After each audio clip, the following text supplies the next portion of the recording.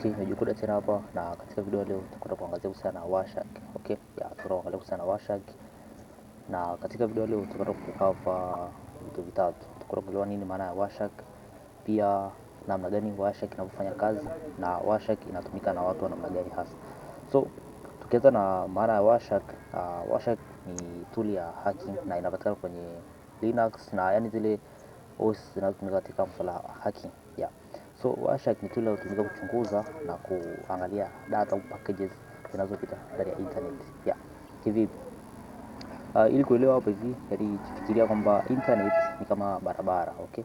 Ya, na data ni magari yanayopita katika barabara. So Wireshark tuseme ni kama CCTV camera ambayo ina rekodi na kuonyesha kila kitu kinachofanyika ndani ya barabara.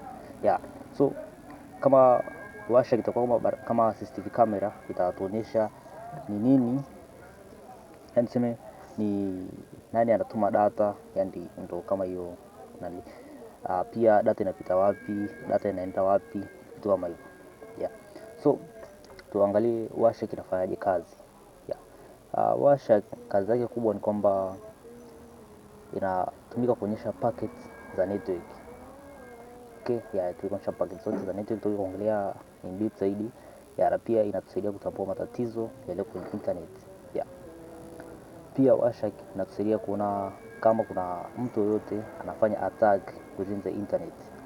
Okay?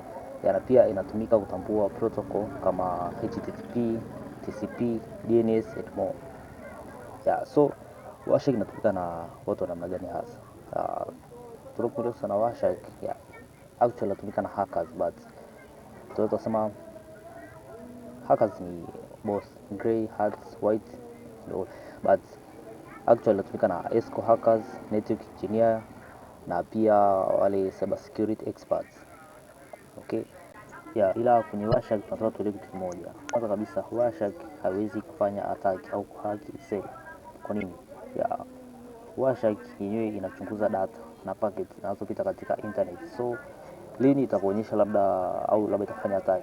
Endapo pale website maybe inatumia HTTP, hapo itakuletea credential kama zitakuwa zimeingizwa au data za user. Yes. Yeah, lakini itself haiwezi kufanya attack. Yenyewe inafanya kuchunguza data tu zinazopita within the network, na pia inatumika kujifunza na kulinda network. Yeah. So kama hujasubscribe, hakikisha subscribe, like, comment na kushare. Na katika video nyingine nitaelezea Metasploit na also nitaandaa mfano wa Wireshark.